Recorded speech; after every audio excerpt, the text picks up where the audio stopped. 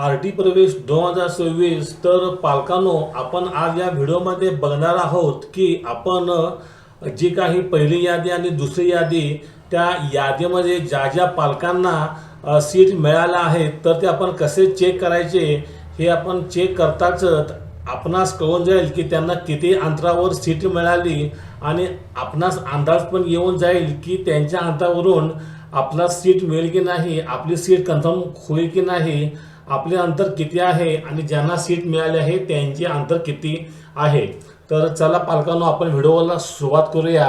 इथे आपण सर्वप्रथम डॅशबोर्डवर बघायचे आहे की दुसऱ्या यादीमधील पालकांना आता ॲडमिशन घ्यायची मुदत संपली आहे आणि आपण तिसऱ्या यादीची वाट बघत आहात। इथे डॅशबोर्डवरती पण झपाट्याने जागा या कमी होत आहेत आणि आज अखेर फक्त 13,086 या जागा उरलेल्या आहेत। तर आपण इथे बघायचं आहे, इथे डॅशबोर्डवरती एक कॉलम आहे सिलेक्टेड मूळ निवड यादी, यावर आपण क्लिक करायचं आहे आणि इथे अकॅडमिक इयर 2026-27 ऑटोमॅटेड सिलेक्ट आहे। इथे सिलेक्ट डिस्ट्रिक्टमध्ये आपण आपला जिल्हा सिलेक्ट करायचा आहे, इथे आपण आपला जिल्हा सिलेक्ट करायचा आहे आणि इथे सिलेक्ट लॉटरी सिलेक्शन लिस्ट 1 आणि सिलेक्शन लिस्ट 2 इथेच आहे, कारण आतापर्यंत फक्त 2च याद्या ह्या जाहीर झाल्या आहेत, पहिली यादी आणि दुसरी यादी।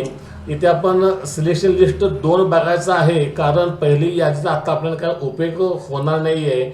इथे आपण गो म्हणायचं आहे, गो म्हटल्यानंतर इथे आपण बघू शकत आहात तो पालकांनो, तर इथे आपला ॲप्लिकेशन नंबर आहे, इथे आपल्या शाळेचे नाव आहे आणि इथे आपली कॅटेगरी दिलेली आहे, आपला जो पत्ता आहे तो इथे आहे। इथे जे फर्स्ट स्टँडर्ड, कारण यावर्षी फक्त फर्स्ट स्टँडर्ड करिता ॲडमिशन होत असल्यामुळे इथे फक्त फर्स्ट स्टँडर्ड आहे। परत त्यांना इथे जे मिळालेले आहे स्कूल, त्या स्कूलचे नाव आहे आणि इथे महत्त्वाचा मुद्दा म्हणजे त्यांचे घरापासून शाळेपर्यंत किती अंतर आहे ते अंतर देखील दिलेले आहे। तर आता जे पालक तिसऱ्या निवड यादीमध्ये आहेत त्यांनी हा पूर्ण डाटा बघून घ्यायचा आहे। इथे जवळपास 1 ते 26 पर्यंत PDF आहेत। इथे पुढे केले की आपण दुसरी तिसरी डायरेक्ट 26वी पण PDF ओपन होते। तर आपण या सर्व PDF बघून घ्यायच्या आहेत आणि या प्रत्येक नंबरमध्ये म्हणजे 1 नंबरला 10पर्यंत त्यांनी हे पालक दिले आहेत, तर एकूण 26 नंबरपर्यंत किती क्वांटिटी होती हे आपण चेक करायचे आहे।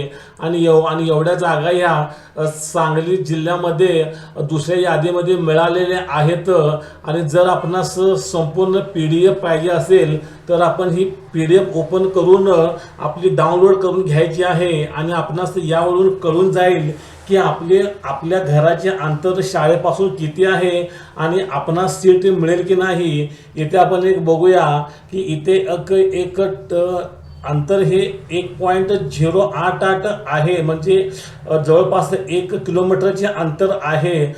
तर आपण काय करायचं आहे, इथं आपला गावाचे नाव बघायचं आहे आणि तुमच्या गावातील कुठला जो पत्ता आहे तो इथे जर आपणास सापडला तर आपणास कळून जाईल की त्याला मिळालेले अंतर आणि आपणास किती अंतर आहे, यावरून आपणास सीट मिळेल का नाही याचा एक अंदाज येऊन जाईल। तर पालकांनो आज मी आपणास या व्हिडिओमध्ये सांगितले की सिलेक्टेड मूळ यादी कशी चेक करायची आणि या यादीवरून आपली सीट कन्फर्म होईल का हे आपणास थोडक्यात कळण्यास मदत होईल।